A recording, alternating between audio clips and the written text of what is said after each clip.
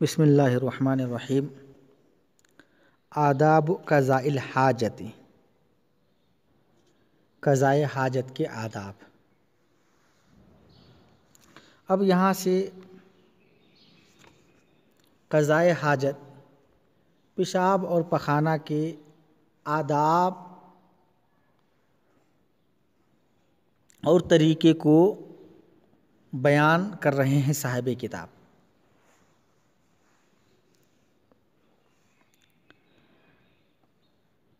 صاحب کتاب نے اس باب کو شروع کیا اور ابتدا میں ایک حدیث لائی کہ اللہ کے نبی صلی اللہ علیہ وسلم نے صحابہ کرام کو مخاطب ہو کے فرمایا کہ میں تمہارے لیے تمہارے باپ کی طرح ہوں اور میں تم کو مسائل اور دین کے احکامات کو سکھانے آیا ہوں۔ جب تم میں سے کوئی شخص قضاء حاجت کے لیے آئے تو وہ قبلے کا استقبال نہ کرے اور نہ قبلے کا استدبار کرے اور نہ وہ دائیں ہاتھ سے استنجا کرے، 3 پتھر سے استنجا کرے، گوبر اور بوسیدہ ہڈی وغیرہ سے استنجا نہ کرے۔ تو شروع میں ایک حدیث لا کر صاحب کتاب رحمہ اللہ نے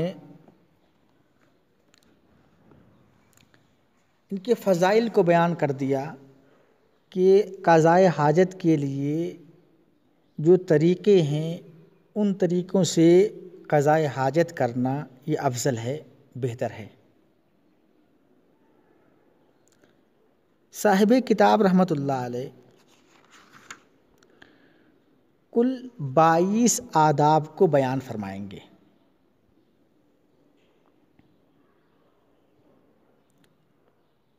پہلے آپ وہ حدیث کی عبارت اور ترجمہ دیکھیے اور پھر ان آداب کو ترتیب وار آپ کے سامنے عبارت مع ترجمہ پیش کیا جائے گا، آپ ان کو دیکھیے۔ قال رسول اللہ صلی اللہ علیہ وسلم انما انا لکم بمنزلۃ الوالد۔ رسول اللہ صلی اللہ علیہ وسلم نے ارشاد فرمایا، انما انا لکم، بے شک میں تمہارے لیے باپ کے درجے میں ہوں، وعلمکم، میں تم کو تعلیم دیتا ہوں، سکھلاتا ہوں۔ فَإِذَا أَتَى أَحَدُكُمُ الْغَائِطَ، جب تم میں سے کوئی شخص قضاء حاجت کے لیے آئے، فَلَا يَسْتَقْبِلَ الْقِبْلَةَ، وہ قبلے کا استقبال نہ کرے۔ استقبال قبلہ کا مطلب یہ ہے قبلہ کی طرف رخ کر کے، چہرہ کر کے پیشاب پخانہ نہ کرے۔ وَلَا يَسْتَدْبِرْهَا، اور نہ قبلہ کی طرف پشت کرے، یعنی قبلہ کی طرف پیٹھ کر کے بھی قضاء حاجت نہ کرے۔ وَلَا يَسْتَتِبْ بِيَمِينِهِ، اور نہ اپنے دائیں ہاتھ سے استنجا کرے۔ وَكَانَ يَأْمُرُ بِثَلَاثَةِ أَحْجَارٍ، اور آپ صلی اللہ علیہ وسلم حکم دیتے تھے 3 پتھروں سے استنجا کرنے کا۔ یعنی اگر آدمی استنجا کرے تو استنجا میں ایک طریقہ یہ ہے کہ آدمی صرف مٹی اور پتھر کا استعمال کرے، دوسرا طریقہ یہ ہے کہ صرف پانی کا استعمال کرے، اور تیسرا طریقہ یہ ہے کہ مٹی اور پانی دونوں کو جمع کرے۔ تو مٹی اور پانی دونوں کو جمع کرنا یہ افضل ہے کہ پہلے مٹی سے استنجا کر لے، اس کے بعد پھر پانی سے استنجا کرے۔ لیکن اگر کسی ایک پر اکتفا کرنا چاہے تو مٹی پر بھی اکتفا کرنا جائز ہے، پانی پر بھی اکتفا کرنا جائز ہے۔ لیکن فی زماننا، یعنی اس زمانے میں چونکہ غذا گرم ہوتا ہے اور ایسی صورت میں خصوصاً پخانے کے وقت میں اطراف ملوث ہو جاتے ہیں، موضع نجاست، تو بہتر یہ ہے کہ پانی سے استنجا کیا جائے، مٹی سے نہ کیا جائے، یعنی اگر ایک پر اکتفا کرنا ہو تب تو پھر پانی سے کرنا بہتر ہے، کیونکہ اس میں اچھی طریقے سے صفائی ہو جائے گی۔ البتہ جائز دونوں صورت ہے، صرف پانی سے بھی جائز ہے، صرف مٹی سے بھی جائز ہے، اور دونوں کو جمع کرنا یہ افضل ہے۔ اچھا، وکان یامر بثلاثۃ احجار، آپ صلی اللہ علیہ وسلم حکم دیتے 3 پتھروں سے استنجا کرنے کا، وینہا عن الروث، اور آپ صلی اللہ علیہ وسلم لید وغیرہ سے روکتے تھے، والرمۃ، اور بوسیدہ ہڈی سے۔ لید یہ ناپاک ہوتا ہے، گائے بھینس وغیرہ کی جو لید گندگی پاخانہ ہوتا ہے، اس سے چونکہ استنجا کا مطلب ہوتا ہے نجاست کو دور کر کے پاکی حاصل کرنا، نجاست کو دور کر کے پاکی حاصل کرنا۔ تو نجاست کو دور کرنے کے لیے ضروری ہے کہ پاک چیز کے ذریعہ نجاست کو دور کی جائے، اور لید وغیرہ خود ناپاک ہوتا ہے، لہذا ناپاک سے ناپاکی کو دور کرنا ممکن نہیں ہے، اس لیے اللہ کے نبی نے ان سے منع فرمایا۔ اسی طریقے سے ہڈی وغیرہ سے اللہ کے نبی نے منع فرمایا۔ اس کی 2 وجہ ہیں، ایک تو یہ ہے کہ ہڈی جو ہے یہ جنات کا غذا ہے، اور کسی کے غذا سے استنجا کرنا یہ جائز نہیں ہے، اور دوسری یہ ہے کہ ہڈی کے اندر چکناہٹ ہوتی ہے، کھردراپن ہوتا ہے، ممکن ہے کہ استنجا کرنے کی صورت میں موضع نجاست پہ ایک زخم آ جائے اور پھر تکلیف و حرج میں مبتلا ہو جائے۔ اس لیے حرج اور تکلیف کو دور کرنے کے لیے اللہ کے نبی صلی اللہ علیہ وسلم نے ہڈی وغیرہ سے استنجا کرنے کو منع فرمایا ہے۔ آگے دیکھیے بات، الذی یرید قضاء حاجۃ من البول او الغائط ینبغی لہ ان یواظب علی الآداب الآتیہ، جو شخص قضاء حاجت کا ارادہ کرے، چاہے پیشاب کا ہو یا پخانہ کا ہو، ینبغی لہ ان یواظب علی الآداب الآتیہ، تو ان کے لیے مناسب ہے، ان کے لیے لازم ہے کہ آنے والے آداب کی پابندی کرے۔ آنے والے آداب کی پابندی کرنا اس کے لیے لازم اور ضروری ہے۔ اور وہ آداب کیا ہیں؟ نے بتلایا کہ وہ کل جو ہے 22 آداب ہیں۔ اب ترتیب وار آپ کے سامنے ہم بیان کرتے ہیں۔ نمبر 1، ان یتباعد عن اعین الناس حتی لا یراہ احد ولا یسمع صوت ما یخرج منہ ولا تشم رائحتہ۔ نمبر 1، ان یتباعد عن اعین الناس، کہ جو شخص قضاء حاجت کا ارادہ کرے تو ان کو چاہیے کہ وہ لوگوں کی نظر سے دور چلا جائے، یعنی پیشاب پخانہ کے وقت لوگوں کی نظروں سے دور چلے جائے، اتنے دور چلے جائے کہ لوگوں کی نظر اس آدمی کے اوپر نہ پڑے، یا اس کی نظر کسی دوسرے آدمی پر نہ پڑے۔ اسی طریقے سے قضاء حاجت کے وقت ریح وغیرہ خارج ہوتی ہے، اس کی آواز سنائی نہ دے، تو دوسرے کو اس کی آواز سنائی نہ دے۔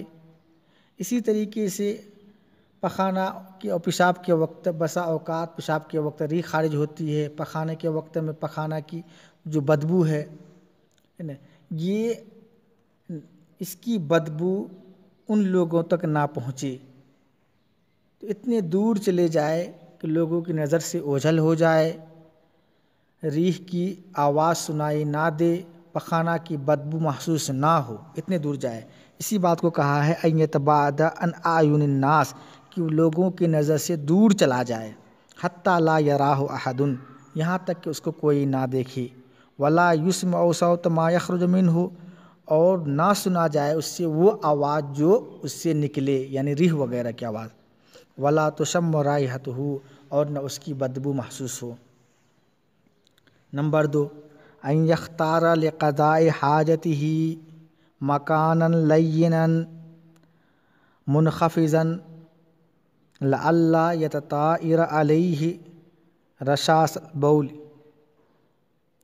نمبر 2 کیا ہے؟ کہ آدمی جب قضائے حاجت کا ارادہ کرے تو وہ آدمی قضائے حاجت کے لیے ایک تو نرم جگہ اور دوسرا پست جگہ کا انتخاب کرے. نرم جگہ کا انتخاب کرے کیونکہ پیشاب جب آدمی کرے گا تو اگر جگہ سخت ہوگی تو پیشاب کی چھینٹیں بدن میں پڑنے کا اندیشہ ہوگا، کیونکہ سخت جگہ میں پیشاب کی چھینٹیں اڑیں گی. جب پیشاب کی چھینٹیں اڑیں گی تو امکان قوی ہے اس سے کپڑے یا بدن کے حصے میں وہ چھینٹیں لگ جائیں اور پھر اس سے کیا ہو جائے، کپڑے اور بدن وغیرہ ناپاک ہو جائے گا. اگر معمولی مقدار میں ہو تب بھی جو ہے حدیث میں سخت ممانعت آئی ہے کہ قبر میں اکثر عذاب پیشاب سے نہ بچنے کی وجہ سے ہوگا، اس لیے نرم جگہ کا انتخاب کرے. دوسری یہ ہے کہ پست جگہ نشیب میں، کیونکہ جب پست جگہ رہے گا تو اوپر سے آدمی کی نظر نہیں پڑے گی. ان یختار لقضاء حاجت ہی، قضاء حاجت کے لیے چنے مکان لینا نرم جگہ کو، منخفضا پست جگہ کو، لعل یتطایر علیہ رشاش البول تاکہ پیشاب کی چھینٹیں اس پر نہ پڑے. نمبر 3 تیسرا ادب، ان یقول قبل دخولہ فی بیت الخلاء اعوذ باللہ من الخبث والخبائث والذی یرید قضاء حاجتہ فی الصحراء فإنہ یأتی بالتعوذ عندما یشمر ثیابہ قبل کشف عورتہ. تیسرا ادب بیان کر رہے ہیں کہ جب آدمی قضائے حاجت کے لیے بیت الخلاء میں داخل ہو تو بیت الخلاء میں داخل ہونے سے پہلے وہ آدمی دعا پڑھے. اور دعا کیا ہے؟ دعا یہ ہے کہ اعوذ باللہ من الخبث والخبائث، کہ اللہ میں تجھ سے پناہ چاہتا ہوں خبیث اور خبیثہ جنوں سے، یعنی مذکر مؤنث جنوں سے میں تیری پناہ چاہتا ہوں. اس دعا کی فضیلت حدیث میں آئی ہے کہ جب آدمی دعا پڑھتا ہے تو اس دعا کے برکت سے اللہ تبارک و تعالی اس قضائے حاجت کرنے والے آدمی اور جنات کی آنکھوں کے درمیان میں ایک پردہ کو حائل کر دیتے ہیں، اور وہ جنات چاہے مذکر ہوں یا مؤنث ہوں وہ اس آدمی کی شرمگاہ کو نہیں دیکھ پاتا ہے. اس لیے ایک اہم ترین دعا ہے. اس دعا کو ہر انسان کو چاہیے کہ یاد کرے اور لازمی طور پر قضائے حاجت سے پہلے اس دعا کو پڑھے، کیونکہ شیطان ہر موقع اور ہر جگہ کوشش کرتا ہے کسی طریقے سے انسان کو وسوسے میں ڈالے، انسان کو ذہنی جسمانی پریشانی میں مبتلا کر دے. تو اس لیے ان کی جو ہے کہ وساوس سے بچنے کے لیے ایک بہترین دعا ہے اور آدمی کو پڑھنی چاہیے. یہ تو یہ ہے کہ جب بیت الخلاء میں داخل ہونے کا ارادہ ہو.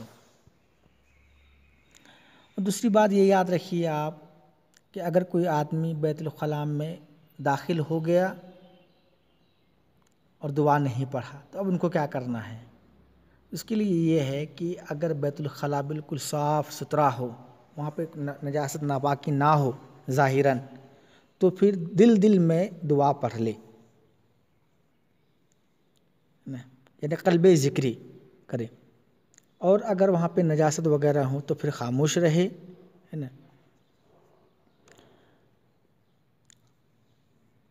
تیسری بات یہ ہے کہ اگر آدمی قضائے حاجت کے لیے بیت الخلاء میں نہ جائے بلکہ قضائے حاجت کے لیے کسی صحرا جنگل بیابان میں اگر وہ جائے تو وہ یہ دعا کس وقت پڑھے؟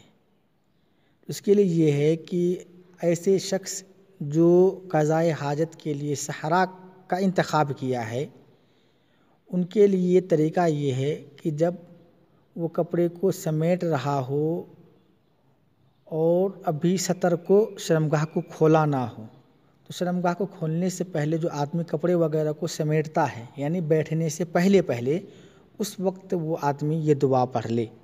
دعا پڑھنے کے بعد پھر سطر کو کھولے اور پھر قضاء حاجت کرے.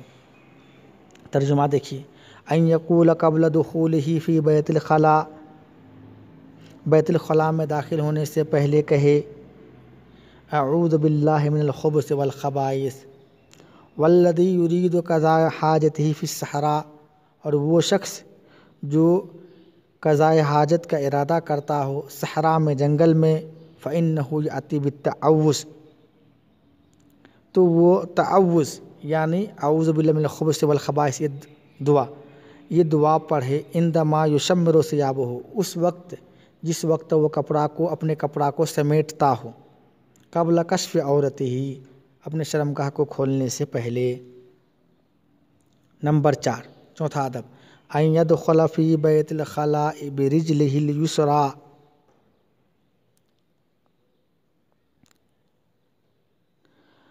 ویخرج منہ برجلہ الیمنیٰ.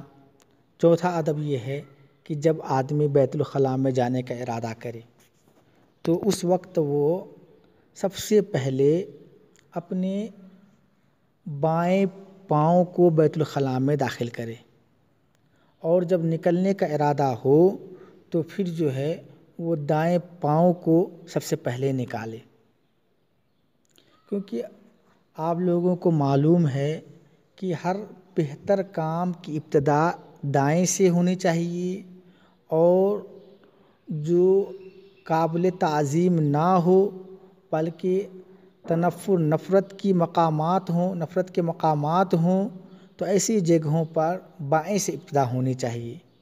بیت الخلاء میں جانا ہے نا، یہ کوئی اچھی جگہ نہیں ہے، یہ قابل تنفر ہے، نفرت کی جگہ ہے. اس لیے جب اس جگہ میں آدمی کو جانا ہو تو سب سے پہلے بائیں پاؤں کو داخل کرنا چاہیے، اور وہاں سے نکلنا چونکہ بہتر ہے، افضل ہے، اچھا ہے. اس لیے جب نکلنے کے لیے دائیں پاؤں کو آگے رکھنا چاہیے.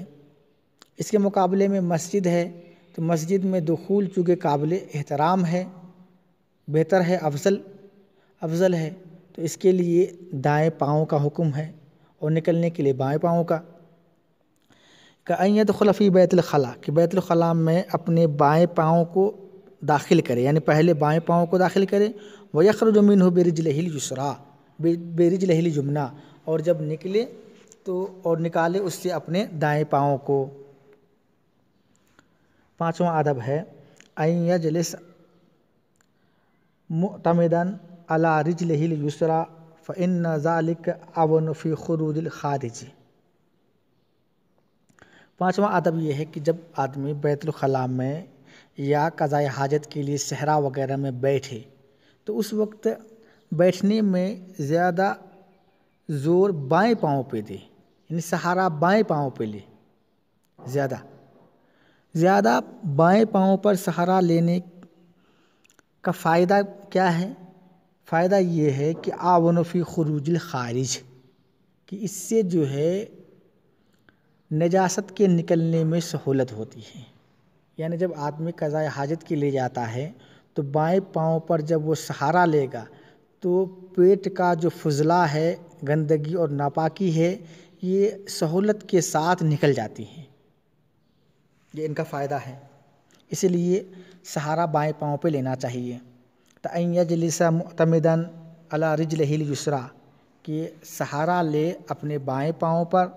فإن ذلک اعون فی خروج الخارج، کیونکہ وہ نکلنے والے جو ہیں یعنی فضلہ گندگی، اس کے نکلنے میں یہ سہولت پیدا کرتی ہے.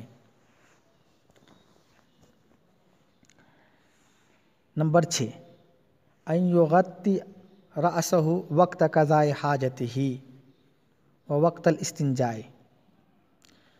چھٹے ادب بیان کرتے ہیں کہ جب آدمی قضاء حاجت کے لیے جائے تو قضاء حاجت کے وقت اپنے سر کو کسی چیز سے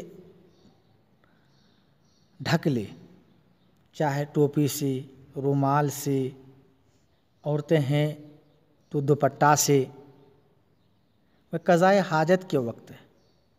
اسی طریقے جب قضائے حاجت سے فارغ ہو جائے اور استنجا کرے، تو قضائے حاجت سے فراغت کے بعد جب استنجا کرے گا یعنی موضع نجاست کو صاف کرے گا، تو اس وقت بھی سر ڈھکا ہونا چاہیے۔ ان یغطی راسہ وقت قضائے حاجت ہی۔ چھٹا ادب کیا ہے؟ اپنے سر کو ڈھک لینا قضائے حاجت کے وقت اور استنجا کے وقت۔ نمبر 7، ساتواں ادب ہے ان لا یبول فی الحجر فإنہ یمکن ان یکون فی الحجر شیء من حشرات الارض فیؤذیہ۔ ساتواں ادب یہ ہے کہ کسی سوراخ وغیرہ میں پیشاب نہ کرے، کیونکہ ممکن ہے کہ سوراخ کے اندر کوئی موذی جانور ہو، موذی کیڑا ہو، سانپ ہو، بچھو ہو، یا اسی طریقے سے سوراخ کے اندر جنات وغیرہ کے محل ہوتے ہیں، جنات ہوں اور وہ ان کو نقصان پہنچا دے۔ اب ظاہر سی بات ہے کہ اگر ہمارے اور آپ کے گھروں کے سامنے یا گھروں میں کوئی پیشاب کرے تو ہمیں اس سے غصہ آتا ہے، ہمیں تکلیف ہوتی ہے، ہم یہ برداشت نہیں کر سکتے۔ تو لہذا حشرات الارض، کیڑے مکوڑے، موذی جانور جو سوراخ میں رہتے ہیں یا جنات وغیرہ جو سوراخ میں رہتے ہیں، اگر ان کے گھروں میں ان کے ٹھکانے پہ کوئی پیشاب کرے وہ کہاں برداشت کرے گا؟ اس لیے ممکن ہے کہ وہ تکلیف پہنچا دے۔ اور ایسا ہوا بھی ہے، ایک صحابی کو جنات نے سوراخ میں پیشاب کرنے کی وجہ سے ایسا تیر مارا جس کی وجہ سے وہ شہید ہو گئے۔ تو سوراخ وغیرہ میں پیشاب نہ کریں، اس کا خاص خیال رکھنا چاہیے۔ اور عموماً جب آپ دیکھتے ہیں کہ آپ شکایت کرتے کہ فلاں کو جو ہے کہ آسیب ہو گیا، فلاں کو جن نے پکڑ لیا، فلاں کو تصرف ہو گیا، یہ سب عموماً اسی وجہ سے ہوتا ہے کہ ہم پیشاب میں عموماً احتیاط نہیں کرتے ہیں۔ ہم جہاں چاہتے ہیں بس بیٹھ گئے اور پیشاب کر لیا، اپنے حاجت کو پوری کر لی۔ تو قضائے حاجت کے لیے ہر جگہ مناسب نہیں ہے، بلکہ جو مخصوص مقامات ہیں انسان کو چاہیے کہ انہی مقامات پہ پیشاب کرے، اور جن مقامات میں کوئی خطرے کا اندیشہ ہو تو وہاں بالکل ہی پیشاب وغیرہ نہ کرے، اس سے جو ہے کہ نقصان پہنچنے کا اندیشہ ہوتا ہے۔ اسی بات کو صاحب کتاب نے بیان فرمایا کہ ان لا یبول فی الحجر، کہ سوراخ میں پیشاب نہ کرے، فإنہ یمکن ان یکون فی الحجر شیء من حشرات الارض، کیونکہ ممکن ہے کہ سوراخ میں حشرات الارض، زمین کے کیڑوں مکوڑوں میں سے کچھ ہوں، فیؤذیہ، بس وہ اس کو تکلیف پہنچا دے۔ 8واں ادب ہے ان لا یبول ولا یتغوط فی الطریق والمقبرۃ۔ 8واں ادب یہ بیان کیا کہ راستہ جہاں سے لوگ آتے جاتے ہیں، مقبرہ، قبرستان وغیرہ، ان جگہوں پر پیشاب پخانہ نہ کرے، کیونکہ جو آنے جانے کے راستے ہیں اگر اس کے درمیان میں پیشاب کرے گا، پخانہ کرے گا تو لوگوں کو چلنے پھرنے میں تکلیف ہوگی، اور بسا اوقات اس پیشاب اور پخانہ کی وجہ سے وہ لوگوں سے بدظن ہوگا اور بعض گالیاں دے گا، اور ان سب کا سبب یہی پیشاب پخانہ کرنے والا شخص ہوگا۔ اس لیے آنے جانے کے جو راستے ہیں، طریق ہیں، ان پر پیشاب اور پخانہ نہ کرے۔ اسی طریقے سے قبرستان، چونکہ قبرستان نیچے مردہ اور میت ہے، اس میں سے بعض بڑے افضل ہوتے ہیں، اللہ کے بڑے مقرب بندے ہوتے ہیں جو نیچے لیٹے ہوئے ہوتے ہیں، اور ان کے اوپر پیشاب کرنا، پخانہ کرنا، یہ کسی بھی طریقے سے مناسب نہیں ہے۔ اس لیے ایسے مقامات پر بالکلیہ پیشاب اور پخانہ سے احتراز کرنا چاہیے۔ اللہ یبول ولا یتغوط، پیشاب اور پخانہ نہ کرے، فی طریقے، راستے میں، والمقبرتی، اور نہ قبرستان میں۔ نواں ادب، اللہ یبول ولا یتغوط فی الظل الذی یجلس فیہ الناس۔ نواں ادب یہ ہے کہ کسی سائے میں جہاں لوگ گرمی کے دنوں میں بیٹھتے ہیں، سایہ حاصل کرتے ہیں، اس سائے میں کوئی پیشاب پخانہ نہ کرے۔ دیکھیے یہ حکم کہ سائے میں جہاں لوگ بیٹھتے ہیں اور سایہ حاصل کرتے ہیں پیشاب پخانہ نہ کرے، تو اس کے برعکس یہ حکم یہ بھی ہوگا کہ وہ علاقے جو سرد ہوتے ہیں، جہاں پر لوگ گرمی حاصل کرنے کے لیے بیٹھتے ہیں، دھوپ کی جگہ،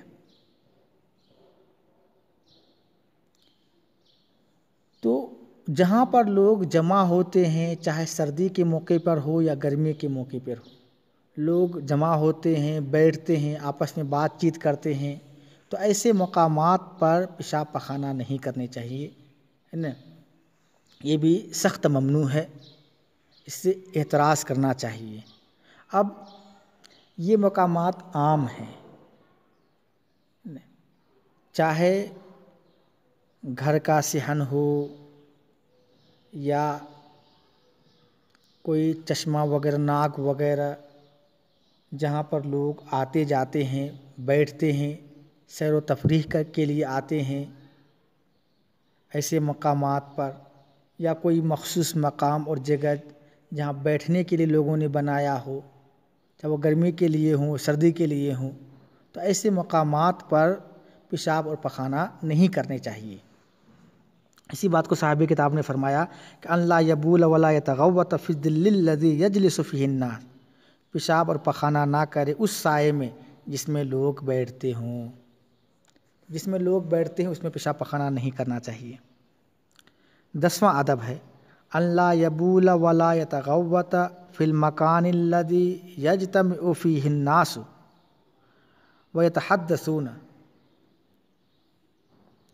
10واں ادب یہ ہے کہ وہ جگہ، وہ مقامات جہاں لوگ بیٹھتے ہیں، بیٹھ کر آپس میں بات چیت کرتے ہیں، اکٹھا ہوتے ہیں۔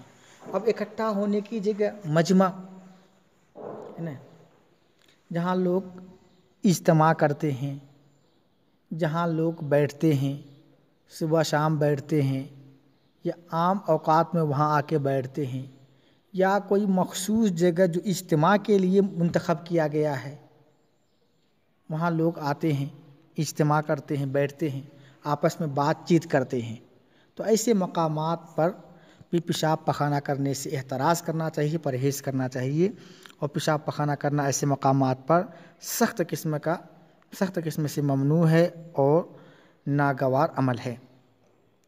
اللہ یبول ولا یتغوط فی المکان الذی، پیشاب اور پخانہ نہ کرے اس جگہ میں، الذی یجتمع فیہ الناس، جس میں لوگ بیٹھتے ہیں اور آپس میں بات چیت کرتے ہیں۔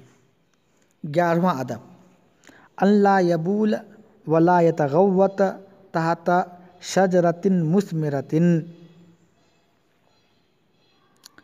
11واں ادب یہ ہے کہ کسی پھلدار درخت کے نیچے پیشاب پخانہ نہیں کرنا چاہیے۔ پھلدار درخت کے نیچے پیشاب پخانہ نہیں کرنا چاہیے، کیونکہ پھلدار جو درخت ہوتا ہے نا، تو وہاں سے پھل کبھی گرتا ہے یا درخت والے پھل اتارتے ہیں، تو اگر پھل خود بخود گر رہا ہے، اس میں سے مسافر وغیرہ یا چھوٹے بچے وغیرہ اٹھاتے ہیں، کھاتے ہیں، اگر وہ نیچے پیشاب اور پخانہ کرے گا تو وہ پھل ضائع ہو جائے گا۔ اگر درخت والے پھل کو اتار رہے ہیں، نیچے پیشاب اور پخانہ ہو، اوپر سے پھل گرے گا، تو وہ اب طبیعت سلیمہ اس کے کھانے کو گوارا نہیں کرے گا، چاہے دھوکر ہی کیوں نہ ہو۔ اس لیے ایسے پھلدار درخت کے نیچے پیشاب اور پخانہ کرنے سے بھی احتراز کرنے چاہیے۔ یہ مسئلہ تو ہو گیا پھلدار درخت کا۔ اور دوسرا مسئلہ یہ ہے کہ اگر پھلدار درخت نہ بھی ہوں تب بھی درخت کے نیچے پیشاب پخانہ نہیں کرنی چاہیے، کیونکہ درخت کے نیچے عموماً لوگ سایہ حاصل کرتے ہیں، اور یہ مسئلہ پہلے گزر چکا کہ سائے کے نیچے جس میں لوگ بیٹھتے ہوں پیشاب پخانہ نہیں کرنا چاہیے۔ ہاں البتہ کوئی ایسے جو ہے نا جھاڑیاں وغیرہ ہوں جہاں لوگ بیٹھتے نہیں ہیں، جمع نہیں ہوتے ہیں، ٹھیک، تو پردے کے ارادے سے وہاں اگر جو ہے اس کی جو ہے کہ پیچھے اگر آدمی قضاء حاجت کرے تو اس کی تو گنجائش ہے۔ البتہ وہ درخت جہاں پر لوگ سائے کے لیے آتے ہیں، چاہے وہاں پہ پھل ہو یا نہ ہو درخت پر، اس درخت کے نیچے پیشاب پخانہ نہیں کرنا چاہیے۔ تو خلاصہ یہ نکلا کہ درخت اگر پھلدار ہو تو وہاں اس کے نیچے پیشاب نہیں کرنے چاہیے۔ اگر درخت پھلدار نہ ہو لیکن وہ سایہ دیتے ہوں، لوگ وہاں اس کے سائے میں بیٹھتے ہوں اور سایہ حاصل کرتے ہوں، تو پھر ایسے درخت کے نیچے بھی پیشاب پخانہ نہیں کرنا چاہیے۔ اسی بات کو کہا کہ اللہ یبول ولا یتغوط تحت شجرۃ مثمرۃ، پیشاب اور پخانہ نہ کرے پھلدار درخت کے نیچے۔ یہ کل 11 آداب ہو گئے، اور بقیہ 11 آداب انشاءاللہ آئندہ پڑھیں گے۔ وما توفیق الا باللہ العظیم۔